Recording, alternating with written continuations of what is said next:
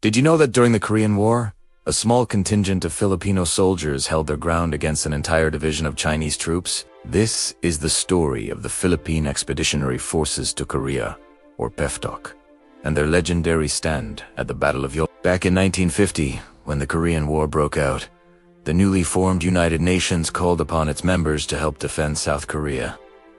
The Philippines, a young republic itself, answered that call. Despite facing its own internal struggles, the country decided to send its best soldiers to a foreign land, a testament to its commitment to democracy and world peace. This was a huge decision. Imagine a nation still recovering from World War II, sending its sons thousands of miles away to fight in a war that wasn't directly its own. Over 7,400 Filipino soldiers would eventually serve in Korea under the banner of PEFTOK. They were volunteers, men from all walks of life, farmers, teachers, young professionals, all united by a sense of duty. They arrived in a land that was cold, harsh, and completely different from their tropical home. But they brought with them something special, the fierce fighting spirit honed through centuries of defending their own islands. The Filipinos quickly earned a reputation among the UN forces.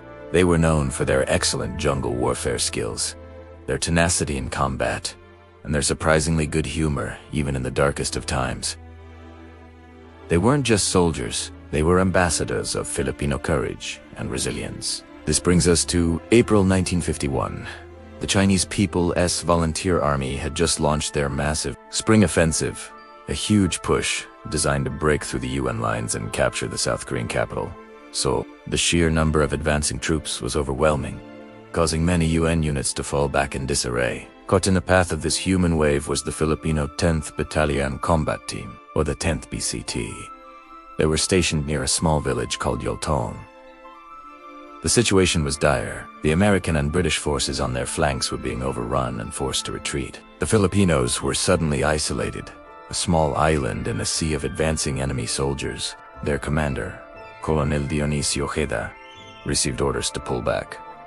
But the Filipinos had a problem. One of their companies, Tank Company, was still heavily engaged with the enemy and was at risk of being completely cut off and annihilated if the main body of the battalion retreated. This is where the story turns from a desperate defense into a legendary charge. Faced with the choice of abandoning their comrades or facing impossible odds, the men of the 10th BCT made a decision that would echo through military history. Captain Conrado Yap, the commander of the Tank Company, famously declared, "I will not abandon my men." He decided to lead a counterattack to rescue his trap platoon.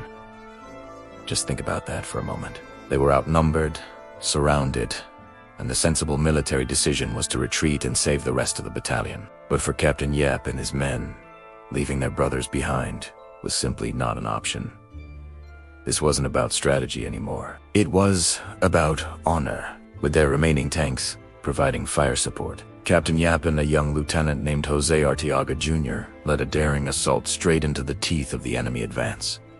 It was a chaotic, desperate fight. The Filipinos charged up the hills they had just lost, fighting hand-to-hand in the trenches against an enemy that vastly outnumbered them. The fighting was brutal.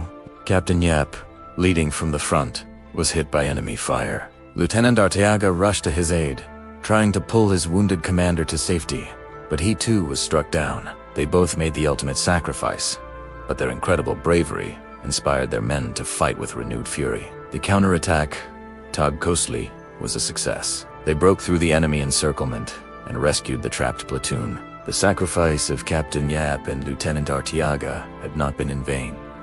But the battle was far from over. With their flanks still exposed and enemy forces pressing in from all sides, the rest of the 10th BCT had to hold the line. For 2 days, under relentless assault from an entire Chinese division that has roughly 40,000 soldiers against fewer than 1,000 Filipinos, they refused to break. They held their positions at Yultong, firing their weapons until the barrels glowed red, repelling wave after wave of attacks. Their stubborn defense was crucial.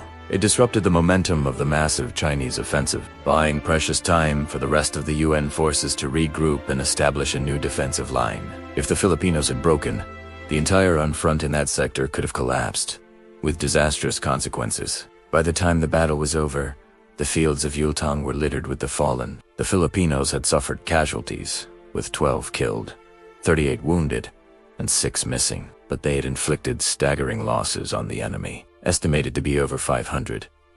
They had held their ground against odds that were nothing short of impossible. The news of the fighting Filipinos at Yultong spread like wildfire.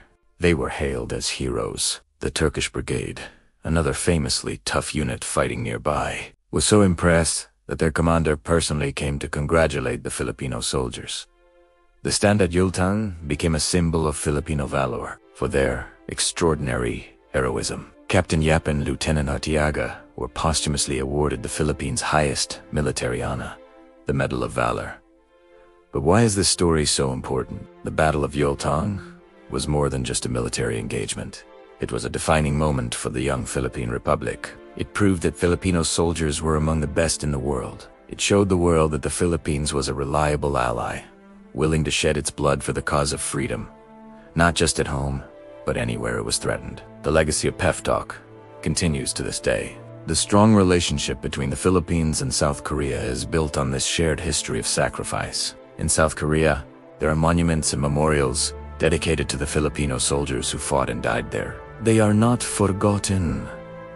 And yet, here at home and in many parts of the world, this incredible story is often overlooked. The Korean War is often called the Forgotten War, and PEFTOK's contribution is a forgotten chapter within that forgotten war. That's why we need to tell this story. We need to remember the courage of those 7,400 volunteers. We need to honor the sacrifice of heroes like Captain Conrado Yap and Lieutenant Jose Artiaga Jr. They weren't just fighting an enemy. They were fighting for an ideal. They were fighting for us. Their story is a powerful reminder that heroes can come from anywhere, and that even a small nation can make a huge difference on the world stage. The Battle of Yultong is a testament to the unbeatable spirit of the Filipino people, a spirit of courage, loyalty, and an unwavering refusal to leave anyone behind. So next time you hear about the Korean War, remember the Filipinos, remember PEFTOK, and remember the day when less than 1,000 Filipino soldiers stood their ground against 40,000 and refused to yield. Their legacy of valor deserves to be known, to be celebrated, and to be passed on to future generations. Thank you so much for watching. If you found this story as inspiring as I did, please like this video, share it with your friends, and subscribe for more stories of forgotten heroes. See you in the next one.